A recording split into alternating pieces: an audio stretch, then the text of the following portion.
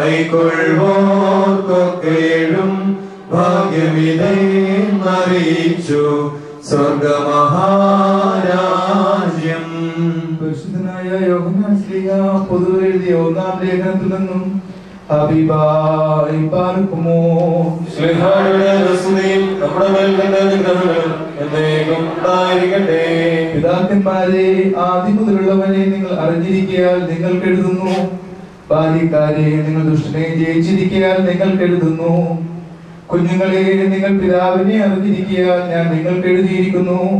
പിതാക്കന്മാരെ, ആദ്യം മുതലുള്ളവനെ നിങ്ങൾ അറിഞ്ഞിരിക്കയാൽ ഞാൻ നിങ്ങൾക്ക് എഴുതിയിരിക്കുന്നു. ബാല്യക്കാരെ, നിങ്ങൾ ശക്തരാകിയാലും ദൈവവചനം നിങ്ങൾ വസിക്കയാലും നിങ്ങൾ ദുഷ്ടനെ ജയിച്ചിരിക്കയാലും ഞാൻ നിങ്ങൾക്ക് എഴുതിയിരിക്കുന്നു.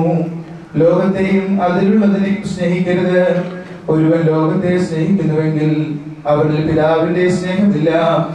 ജഡമോഹം, കൺമോഹം, ജീവനത്തിന്റെ പ്രതാപം, ഇങ്ങനെ ലോകത്തിലുള്ളത് എല്ലാം പിതാവിൽ നിന്നല്ല, ലോകത്തിൽ നിന്നത്രേ ആകുന്നു. ലോകവും അതിന്റെ മോഹവും ഒഴിഞ്ഞു പോകുന്നു.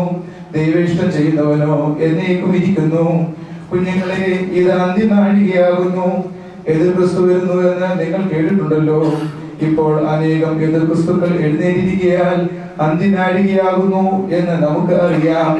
അവർ നമ്മുടെ ഇടയിൽ നിന്ന് പുറപ്പെട്ടുവെങ്കിലും നമുക്കുള്ളവർ ആയിരുന്നില്ല. അവർ നമുക്കുള്ളവർ ആയിരുന്നുവെങ്കിൽ നമ്മോടുകൂടെ പാർക്കുമായിരുന്നു. എന്നാൽ എല്ലാവരും നമുക്കുള്ളവരല്ല എന്ന് പ്രസിദ്ധമാക്കേണ്ടതല്ലോ.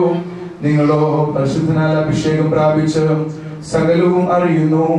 നിങ്ങൾ സത്യം അറിയായികൊണ്ടല്ല, നിങ്ങളത് അറിയാലും ഒന്നും സത്യത്തിൽ നിന്ന് വരായികൽ മാത്രമേ ഞാൻ നിങ്ങൾക്ക് എഴുതിയിരിക്കുന്നു. യേശുവിനെ ക്രിസ്തുവല്ല എന്ന് നിഷേധിക്കുന്നവനല്ലാതെ